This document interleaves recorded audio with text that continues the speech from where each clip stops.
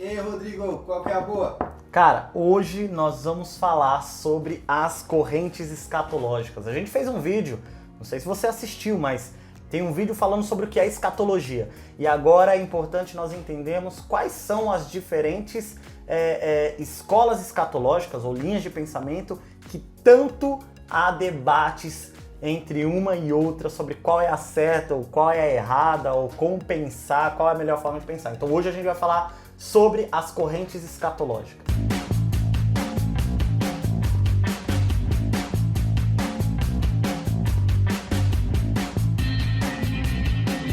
E aí, Ruios, nós estamos aqui hoje para falar de mais um tema muito importante dentro de escatologia, que são as correntes escatológicas. Hoje eu quero falar com vocês sobre quais são essas diferentes escolas de pensamento, essas linhas que tanto se divergem uma da outra, mas que em alguns pontos concordam entre si. Então hoje a gente vai aprofundar um pouquinho mais dentro desse assunto. Uma das coisas que é muito importante a gente compreender é que nenhuma dessas correntes ou desses pensamentos escatológicos, eles têm que ser invalidados porque eu, a partir de agora, creio nessa linha de pensamento. Não, todos esses estudos foram feitos por homens que se debruçaram na palavra. Foram homens que gastaram a sua vida buscando um entendimento claro. Então, por mais que algumas linhas de pensamento a gente tem esse entendimento de que foge ou que não tem um fundamento bíblico, é muito importante a gente olhar com uma percepção de quem deseja aprender um pouco mais. Por quê? Tem coisas que divergem, mas tem coisas que falam a mesma língua. Então é importante nós respeitarmos o empenho que esses homens tiveram ao longo da história. Mas uma coisa que eu quero falar para vocês é que o primordial e o principal é o que a Bíblia fala sobre isso e como os discípulos mais próximos de Jesus, os primeiros discípulos de Jesus, criam sobre essa linha que é a doutrina, por exemplo, do arrebatamento, ou como que eles entendiam o período de tribulação, qual era a visão desses caras que andaram do lado de Jesus. Então, esse é um ponto muito importante. E eu quero falar justamente sobre isso, alguns pontos que nós precisamos analisar quando nós falamos dessas correntes escatológicas. Então, entender como os discípulos de Jesus pensavam é muito importante. Eu quero dar alguns pontos referente a esse entendimento que eles tinham. Primeiro, eles criam em um reino literal. A gente vai ver lá em Atos capítulo 1, versículo 6, que diz o seguinte: Então os que estavam reunidos lhe perguntaram: Senhor, é neste tempo que vais restaurar o reino a Israel? Segundo ponto é que os discípulos de Jesus, eles pregavam as boas novas na expectativa da restauração de Israel. Lá em Atos 28, no versículo 20, vai dizer o seguinte: Foi por isto que vos chamei para vos ver e falar, porque é pela esperança de Israel que estou preso com esta cadeia. Um terceiro ponto era a expectativa dos discípulos, dos apóstolos de Jesus, com relação à ressurreição dos mortos. Atos capítulo 4, no versículo 1 e 2, nos dá a entender melhor essa ideia.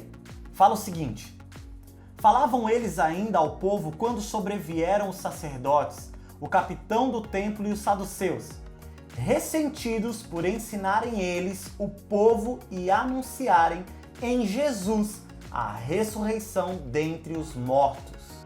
E um quarto ponto muito importante de como os discípulos enxergavam essas correntes escatológicas ou como eles pensavam em relação a isso é que eles não tinham medo, eles não tinham problema nenhum em sofrer martírios e perseguições. Nós vamos ver isso lá em Atos, capítulo 5, verso 41. Diz o seguinte: E eles se retiraram do sinédrio, regozijando-se por terem sido considerados dignos de sofrer afrontas por esse nome, ou seja, o nome de Jesus. Logo, nós, como os discípulos também dessa crença verdadeira, que é a palavra de Deus, dessa crença em Jesus, nós precisamos ter esses mesmos princípios e pensamentos que os discípulos de Jesus tinham em relação é essa linha escatológica, essa expectativa que eles tinham sobre o cumprimento de todas as coisas.